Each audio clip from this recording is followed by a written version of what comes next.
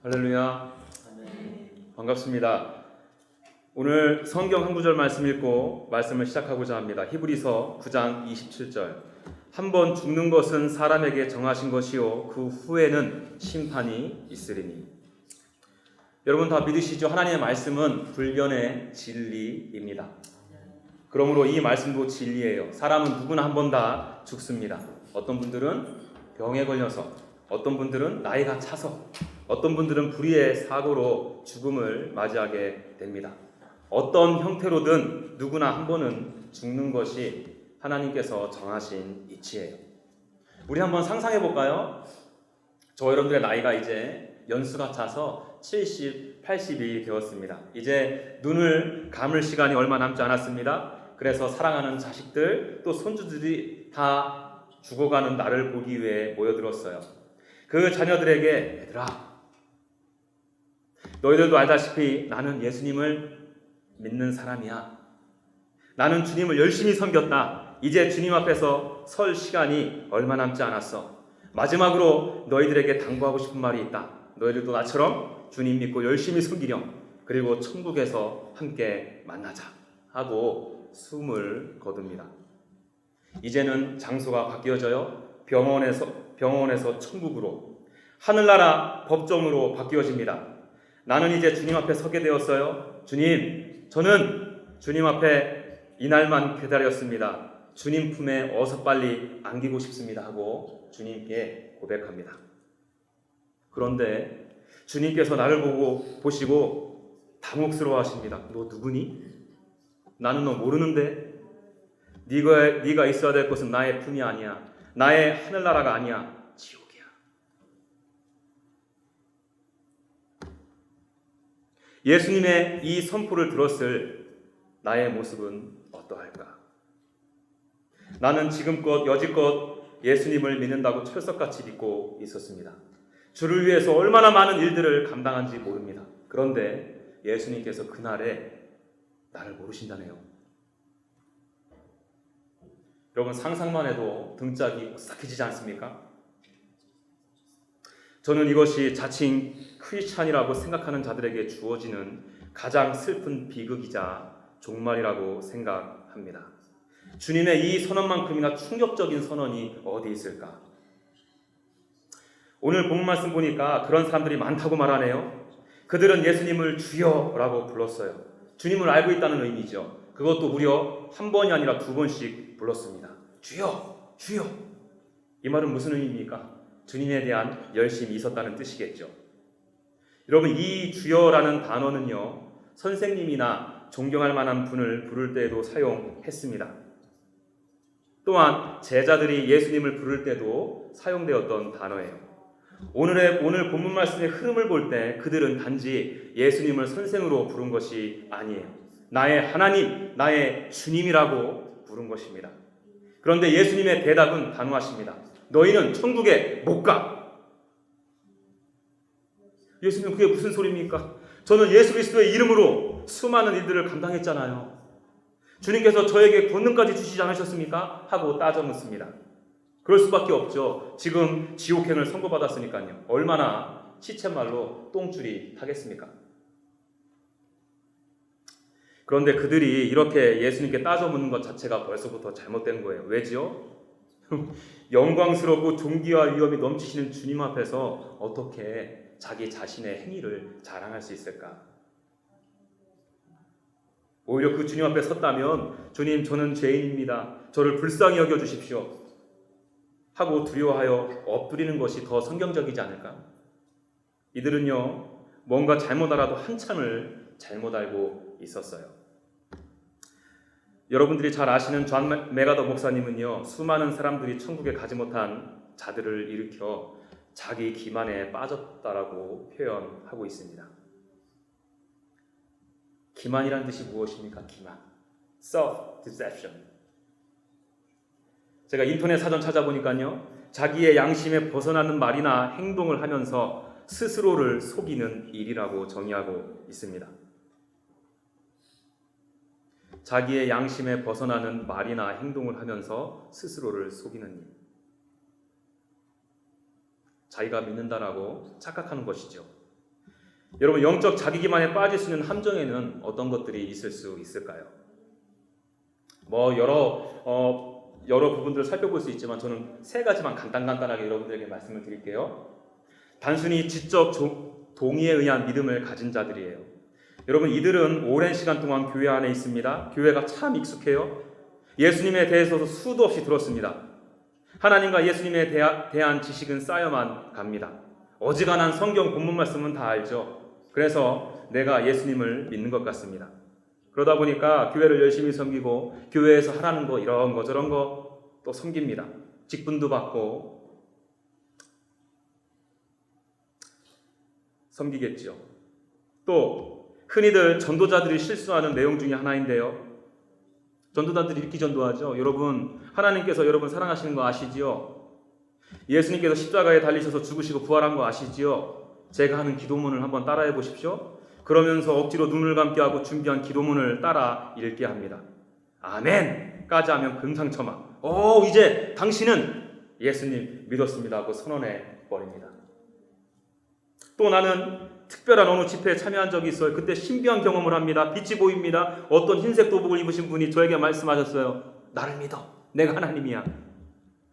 라는 말에 내가 엎드렸습니다. 눈물도 흘리고 결단도 합니다. 이렇게 이런저런 이유로 자신이 예수님을 만났다고 생각을 합니다. 맞아요. 지식적으로 알아서 기도문을 따라 읽어서 내가 어느 집회에 참여해서 흰색 도복 입은 어르신을 만나서 주님을 믿을 수 있습니다. 저는요, 그것을 부정하는 것이 아니에요. 왜냐하면 주님의 일하심은 상상할 수 없기 때문에 이 모양 저 모양으로 주님께서 택하신 주의 백성에게 구원을 허락하시기 때문입니다. 반대로 이것이 오히려 내가 예수님을 믿는 진정한 믿음을 소유한 자로 착각하게 만드는 사단의 속임수가 될 수 있다는 것입니다. 이렇게 자기 기만에 빠져야 나의 믿음을 돌아보지 않을 것이고 내가 믿는 줄 철석같이 믿고 있다가 주님 앞에 서게 하는 것이 바로 사단의 가장 큰 목적이니까요. 여러분, 제가 지난주 주일에 책 한 권 읽었는데 조나단 에드워드 목사님이 쓰신 책이에요. 제목이 영적 감정을 분별하라입니다. 여러분, 벌써 제목만 들어도 이 책에서 무엇을 담고 있는지 아시겠죠? 그분 이런 말씀을 하십니다. 잘 들어보십시오. 거짓 믿음과 진정한 믿음의 혼합은 그리스도께서 대항하는 사탄의 폭발력 있는 무기로 사용되어 왔다. 이것이 바로 우리가 거짓 믿음과 진정한 믿음을 구분해야 하는 분명한 이유다. 왜요? 제가 좀 전에 말씀드렸죠. 오늘 본문에 나오는 수많은 사람들도 이 거짓 혼합되어진 믿음 때문에 예수님께 외면을 당했기 때문입니다. 예수님의 대답은 단호합니다. 나는 너를 도무지 모른다. 내게서 떠나가라. 여러분, 저는 그런 의미에서 오늘 본문 말씀을 좀 나눠보려고 해요.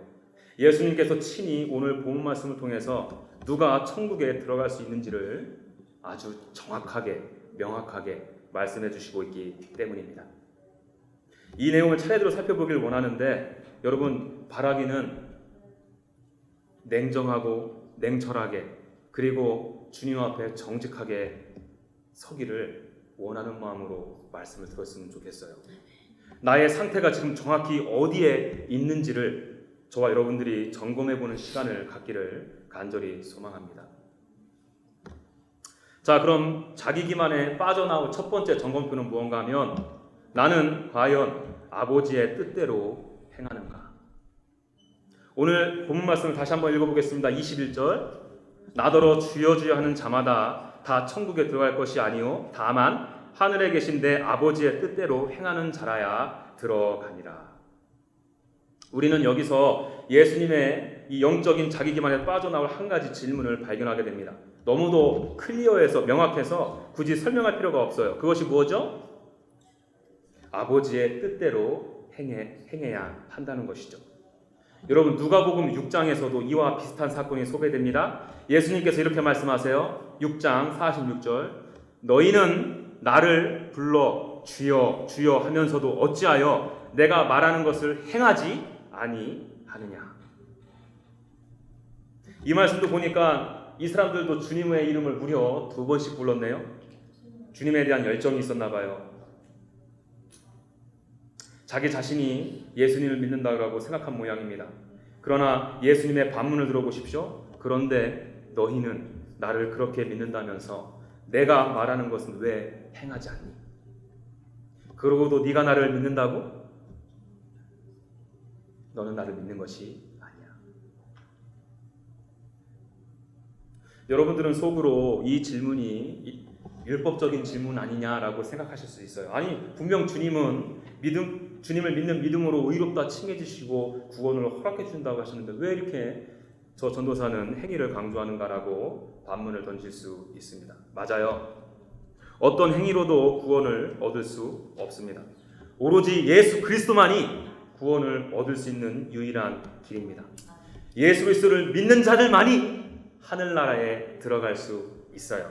그러나 진정한 믿음은 그 믿음에 대한 반응으로 순종이 따라오게 된다는 것이죠.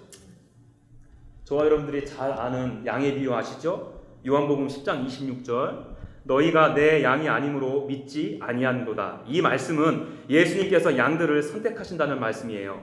하나님께서 이미 어미 태 속에 조성되기 이전에 선택하신다라고 이미 몇 번 말씀을 드렸어요. 그 하나님은 이미 나를 아셨고 나를 선택하셨으며 나를 구별하셨습니다. 이 사실을 받아들이고 인정하는 것이 바로 믿음이에요. 하나님께서 저와 여러분들에게 내미신 손을 성령의 주도하심으로 내가 그 주님의 손을 붙잡는 것이 바로 믿음입니다. 여러분, 이렇게 믿음으로 반응한 자들의 특징이 다음 절에서 소개됩니다. 27절 내 양은 내 음성을 들으며 나는 그들을 알며 그들은 나를 따르느니라. 여기 보니까 예수님을 믿는 자들은 예수님을 따르는 행동이 수반되네요. 여러분, 이렇게 예수 그리스도를 믿고 순종하고 따라가니까 어떤 결과가 나타납니까? 28절에 내가 그들에게 영생을 주노니 영원히 멸망하지 아니할 것이요 또 그들을 내 손에서 빼앗을 자가 없느니라. 여러분, 이 얼마나 위대한 약속입니까? 내가 예수 그리스도를 믿음으로 예수 그리스도를 순종함으로 나에게 주어지는 것이 바로 영생. 이 한 번 주어진 영생은 영원합니다. 멸망하지 않아요. 왜? 권능의 주님의 손이 나를 붙들고 계시기 때문에. 여러분, 이 믿음이 있기 때문에 내 자신의 소유를 다 팔아서 주님을 섬길 수 있는 것입니다. 이 믿음이 있기 때문에 그렇게 고통스러운 고난과 핍박 가운데에서도 예수 그리스도의 복음을 담대히 증거할 수 있는 거예요. 주님께서 보내시는 곳에 담대히 순종의 발걸음을 뗄 수 있는 것입니다. 우리가 잘 아는 것처럼 히브리서 11장은요 믿음장이라고 그래요. 믿음장. 히브리서 기자는 수많은 믿음의 선배들을 거론합니다. 아벨, 노아, 아브라함, 아주 그냥 이루 말할 수 없이 수많은 믿음의 선배들을 나열해요. 그분들 중에 한두 분만 제가 간단하게 소개해드리겠습니다. 여러분, 아브라함 잘 아시죠? 아브라함은 이삭을 바치라는 시험을 받았습니다. 아브라함에게 있어서 아들은 어떤 존재일까? 그럼에도 아브라함은 그 아들을 바칩니다. 왜요? 믿기 때문에. 또 기생 라합을 볼까요? 적의 정탐꾼에 발각될 위기에 처했어요. 기생 라합은 그 정탐꾼을 살려줍니다. 목숨 걸고요. 왜? 하나님을 믿기 때문에. 여러분, 이것이 주님께서 기뻐하시는 순종이며 이 순종을 통해 하나님은 우리들의 믿음을 보신다는 겁니다. 여러분들은 정말 주님을 믿으십니까? 그 주님을 믿음으로 주님께 여러분들이 가장 귀하게 여기는 것들을 내어드릴 수 있으십니까? 물론 믿음의 분량이 어린아이 같은 분과 장성한 분량까지 자란 분들과는 차이가 있을 수 있어요. 아울러 구원은 받았지만 내가 영적으로 다운되어 있어서 지금 순종의 마음이 전혀 일지 않는 분들도 있을 수 있다는 거 압니다. 저도 그럴 때 많이 있으니까요. 그러나 제가 이 질문을 여러분들에게 드린 것은요, 저와 여러분들의 삶의 전체적인 방향에서 이런 모습들이 보여지냐는 거예요. 여러분, 제가 좀 전에 양의 비유를 통해서 말씀드렸던 것처럼 내가 정말 예수 그리스도를 주님으로 믿는다면 주님의 음성이 나에게 들려질 수밖에 없고 그 음성이 들려짐으로 말미암아 그 음성을 따라갈 수밖에 없는 것이 양입니다. 고민에 그치면 안 돼. 여러분, 고민에 그치는 것은 온전한 순종도 아닐 뿐더러 믿음도 아닙니다. 그것은 젊은 부자 관원의 고민과 다를 바가 없어요. 그도 예수님을 알았습니다. 영생을 원했어요. 그러나 예수님의 말씀을 듣고 고민만 했지 순종은 하지 않았어요. 왜? 예수님 믿지 않았으니까. 반면에 좀 전에 소개해드린 아브라함이 자신의 아들을 드리라는 음성을 들었을 때 고민만 했다면 믿음의 사람으로 인정받을 수 있었을까? 기생 라합이 정탐꾼을 살려줄까 말까 밤새 뒤척이다가 시간을 지체했다면 라합의 믿음을 하나님께서 인정하셨을까요? 여러분들 스스로에게 지금 이 시간에 질문을 던져보십시오. 저와 여러분들은 예수 그리스도를 진정으로 믿으십니까? 예수님의 말씀이 하나님의 말씀으로 들리십니까? 그 음성을 따르십니까? 아니면 고민만 하십니까? 아니면 무슨 말인지 도통 들리지도 않습니까? 자, 그런가 하면 자기 기만에 빠져나올 두 번째 점검표는요, 나에게 주님을 알고자 하는 갈망이 있는가를 한번 돌아보셔야 한다는 거예요. 23절 읽겠습니다. 그때에 내가 그들에게 밝히 말하되 내가 너희를 도무지 알지 못하니 불법을 행하는 자들아 내게서 떠나가라 하리라. 여기서 말하는 알다라는 의미는 특별한 의미의 단어인 거 다 아시죠? 제가 이미 여러 차례 이 야다의 의미에 대해서, 이 알다라는 단어의 의미에 대해서 설명해 드렸습니다. 이것은 단순히 아는 것을 의미하는 단어가 아니에요. 특별한 사랑의 관계를 의미하고 있는 것입니다. 아모스서 3장 2절에 내가 땅의 모든 족속들 가운데 너희만을 알았나니. 그럼 이 말씀은 하나님께서 이스라엘 백성들만 아셨다는 의미일까요? 아니죠. 하나님과의 특별한 관계에 있음을 지금 강조하기 위해서 말씀하신 거예요. 아울러서 구약에서는 남녀가 관계를 맺고 아이를 잉태하게 되는 개념을 설명할 때 남자가 아내를 안다라는 표현을 합니다. 그러니까 이 안다라는 의미는요, 인간의 모든 관계 중에서 가장 특별한 사랑의 관계를 가리키는 거예요. 여러분, 이런 주님과의 특별한 사랑의 관계는 어떻게 이루어지게 되었죠? 먼저 주님께서 우리에게 한없으신 사랑을 부어주셨어요. 모든 선함과 자비하심으로 그분께서 저와 여러분들에게 먼저 프로포즈 하셨습니다. 여러분, 제가 얼마 전에 토조 목사님의 말씀을 인용한 적 있죠? 다시 한번 말씀드릴게요. 기독교 신학은 선행 은총의 교리를 가르친다. 간단히 말하면 사람이 하나님을 찾기 이전에 하나님께서 먼저 사람을 찾으셨음이 틀림없다는 것이다. 이렇게 말씀하시면서 부연 설명하시죠. 죄인이 하나님에 대한 올바른 생각을 할 수 있기 이전에 그 사람 안에 조명해주는 일이 있었음이 틀림없다. 하나님께서 먼저 우리 안에 우리를 자극하여 추구하게 하는 충동을 넣어주셨다. 오직 이 이유 때문에 우리는 하나님을 추구하게 된다. 하나님을 추구하게 된 자극은 하나님으로부터 나온 것이다.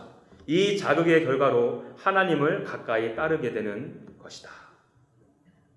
여러분, 이 토조 목사님의 말씀을 쭉 살펴보면서 그런 의미에서 예수님께서 수많은 자들에게 너희들 도무지 알지 못한다라는 것은 무엇을 의미할까? 그들은 하나님의 이 특별한 사랑의 프로포즈를 믿음으로 받지 않은 거예요. 주님의 모든 자비하심과 선하심을 믿음으로 받지 못하다 보니까 주님을 찾지도 않고 주님을 갈망할 수 없었던 것입니다. 그러니까 당연하죠. 어떤 교제도 일어나지 않고요. 주님을 더욱더 알아갈 수도 없었던 것이죠. 이들에 대한 예수님의 대답은 단호하죠. 내가 너희를 도무지 알지 못한다. 내게서 떠나가라. 우린 여기서 다시 한번 질문을 던져보아야 합니다. 나는 예수님을 아나? 그리고 내가 아는 예수님이 나를 아시나? 나는 예수님을 지금 알아가기를 갈망하나? 하나님을 추구하고자 하는 열망이 나에게 있는가? 저와 여러분들이 진정으로 예수님을 인격적으로 만나셨다면 평생도록 따라오는 것이 있습니다. 뭐라고요? 나에게 주님을 알고자 하는 열망, 주님을 추구하고자 하는 갈망, 이게 평생토록 나의 심령 가운데 내 내면 깊은 곳에서부터 터져나오는 열망이라는 것입니다. 여러분, 여기서 진짜와 가짜는 여기서 구별돼요. 물론 이 부분도 믿음의 분량에 따라 다를 수 있어요. 내가 영적인 침체에 있어서 주님을 찾지 않고 갈망하지 않을 수도 있습니다. 그러나 그것은 오래가지 않을 거예요. 내가 정말 하나님의 선하심을 맛보아 알게 되었다면 영적인 허기짐과 목마름 때문에 견딜 수가 없는 거예요. 주님 앞에 나올 수밖에 없는 것입니다. 여러분들이 이해하기 쉽게 제가 예를 하나 드리겠습니다. 저는 포를 상당히 좋아합니다. 그것도 지마트에 있는 뽀집, 아주 환상이죠. 그 뽀집은 국물 맛이 끝내줍니다. 아주 그냥 하속 살짝 얹어가지고 소금 그냥 면발 아주 사르르 녹죠. 다른 가게에서 포를 먹으면 그날 저녁 밤새도록 물만 먹다 끝나는데 이 가게에서 먹으면 전혀 그렇지 않아요. 그런데 어느 날 어느 분이 다른 뽀집도 맛있다면서 저와 함께 저녁 식사를 하자고 합니다. 그런데 그분은 제가 포를 먹는 걸 보니까 그 핫소스 있죠? 그리고 달짝지근하게 만드는 거 그냥 들이부어요. 국물 맛은 보지 않아. 근데 그분께서 하도 맛있다 해서 다른 포집을 찾아갔어. 그런데 제가 국물을 딱 들이키는 순간에 도대체 이게 무슨 맛인지 모르겠어요. 응? 국물은 얼마나 탁하고 시원하지도 않고 도대체 뭐 먹는지도 모르겠어. 이런 경험을 제가 했습니다. 여러분들이 만일 저라면 다음에 포를 먹으러 갈 때 어떻게 하시겠습니까?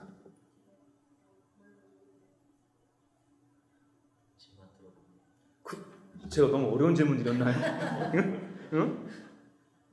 당연히 저는 다시 지마트 포집을 찾을 거예요. 왜? 그만한 맛을 발견하지 못했으니까요. 아마 좀 전에 저랑 같이 식사하자고 했던 그분은 여전히 어느 포집이든 다 갈 거야. 왜? 스리라창하고 달짝지근하게 만드는 소스만 있으면 되니까.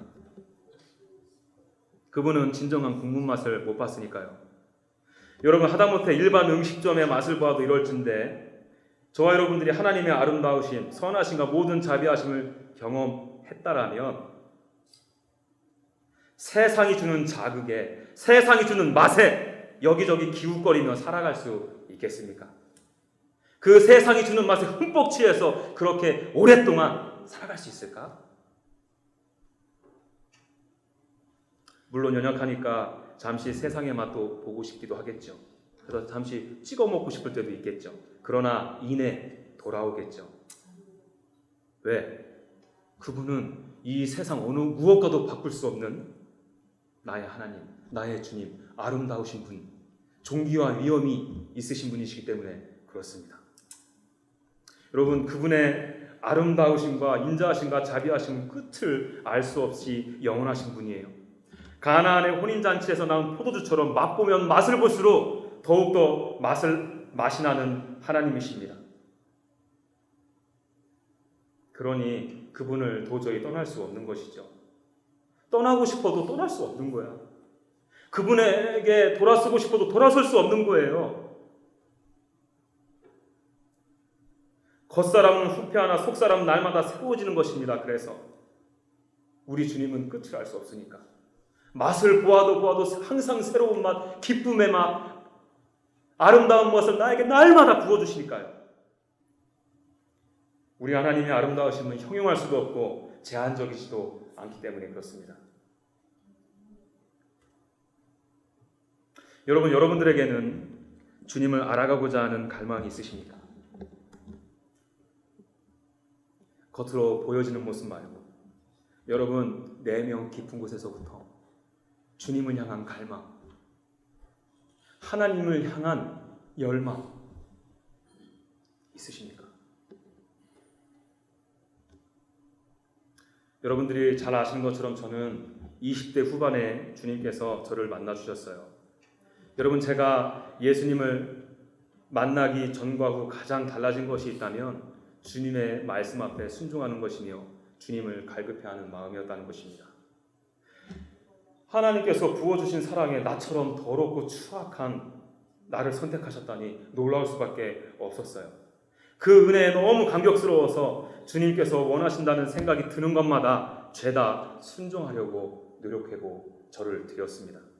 아울러서 하나님의 말씀, 하나님을 너무나도 만나고 싶어가지고요, 하루에 성경을 몇십 장씩 읽었는지 모릅니다.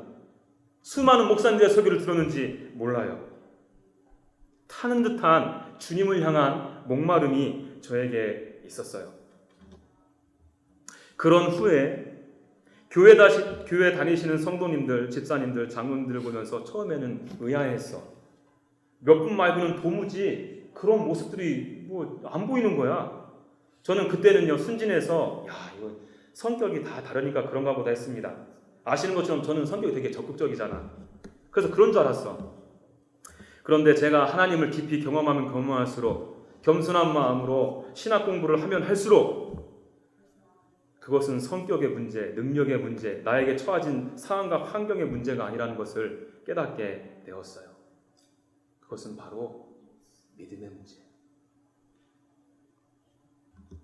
여러분 생각해 보십시오. 사도행전을 보면 120명의 제자들로부터 시작해서 그 교회 안에 베드로의 설교로 3,000명, 또 4,000명, 수많은 사람들이 더해졌습니다. 그 가운데 설마 예수 그리스도를 인격적으로 만난 사람이 저와 같은 A병밖에 없었을까요? A형, B형, O형 다 있었을 거 아니야. 비슷한 비율로 있었을 거 아닙니다. 또 저는 다혈질이거든요. 담즙질, 점액질, 우울질, 다양한 기질을 가진 사람들이 있었겠죠. 그럼에도 그들은 똑같이 주님의 말씀을 순종했고 죽기까지 순종했습니다. 아울러 주님을 알아가기를 간절히 바라는 마음으로 날마다 모이기에 힘썼고 기도하는 것에 올인하였어요. 제가 강조하고 싶은 것은요, 내가 지금 주님의 말씀을 따르지 아니하고 순종하지 않는 것, 주님을 알아가기 위해 하나님을 추구하지 않는 것은 나의 성격이나 기질에 문제가 있는 것이 아니에요. 나에게 주어진 상황과 환경, 능력에 있는 것이 아니라 바로 믿음에 있다는 거예요. 구원받을 만한 믿음. 이 믿음은 천국문을 여는 열쇠이기도 합니다. 여러분들에게는 아버지 말씀을 따르는 순종이 있으세요? 주님을 알아가고자 하는 강렬한 열망, 갈망이 있으십니까? 여러분, 저는 오늘 이 본문 말씀은 참 전하는 저도, 그리고 이 말씀을 받는 자도 너무나도 부담스러운 말씀입니다. 사실 제가 지난주 화요일에 끝나고 마치고 나서 주님 앞에 기도해서 하나님, 다음 주에는 제가 어떤 말씀을 가지고 나누시길 원하십니까? 여쭤봤어요. 근데 이 말씀을 자꾸 생각나게 해주시는 거예요. 여러분, 제가 솔직히 고백하건대 이 말씀을 준비하면서 몇 번이고 고민했어요. 여러분들 너무나 힘들게 할까봐. 그런데 기도하는 가중에 두 가지 마음을 저에게 주셨습니다. 하나는요, 주님께서 나를 이 강단에 세우신 이유입니다. 주님께서 저를 택하시고 부르신 이유는 하나님의 말씀, 예수 그리스도의 복음을 증거하라고 부르셨고 이 자리에 세우셨기 때문입니다. 제가 이 말씀이 부담된다고 전하지 않으면 제가 주님께 불충하는 거잖아요. 또 두 번째는요, 이 말씀을 저와 여러분들이 주님 앞에 서기 전에 주신 것을 묵상하다가 크게 깨달은 것이 있어요. 여러분, 이 본문 말씀이 우리가 하나님 앞에 서기 전에, 예수님 앞에 서기 전에 지금 이곳에 듣게 하신 게 은혜라는 것을 깨닫게 되었습니다. 저와 여러분들이 만일 자기 기만적인 믿음으로 주님 앞에 서게 되면 어떻게 되겠습니까? 여러분, 그날은 한 번 오면 되돌릴 수 없습니다. 그날은 생명책에 기록되어 있는 자와 그렇지 않은 자, 나의 심령에 예수 그리스도의 어린 양이 보혈이 발라져 있는 자와 없는 자가 나뉘어지게 되는 날입니다. 알곡은 창고에 들여지게 되고 가라지는 태워지게 될 것입니다. 양과 염소가 나뉘는 날이 바로 그 날이에요. 여러분, 그날 주님 앞에서 우리의 거짓된 믿음, 나의 기만적인 믿음이 적나라하게 드러나는 것보다 지금 깨닫는 것이 오히려 은혜 아닐까? 지금 주님께 매달릴 수 있는 기회라도 있으니까요. 여러분, 저는 부족하지만 이 말씀 가운데 부어주시는 은혜를 여러분들을 정말 사랑하고 아끼고 안타까운 마음으로 나누었습니다. 제가 할 일은 여러분들이 이 말씀 앞에서 고민하게 하는 것이고 주의 성령의 도우심을 간절히 구하는 마음으로 나의 믿음의 현주소가 어디인지를 간절히 기도하며 증거하는 것뿐입니다. 여러분, 나의 믿음은 나와 하나님과의 철저히 개인적인 관계에서 오는 것임을 명심하십시오. 남들한테 물어보지도 마세요. 내가 구원받았을까? No. 여러분들 아시고 하나님이 아십니다. 하나님 앞에 매달리십시오.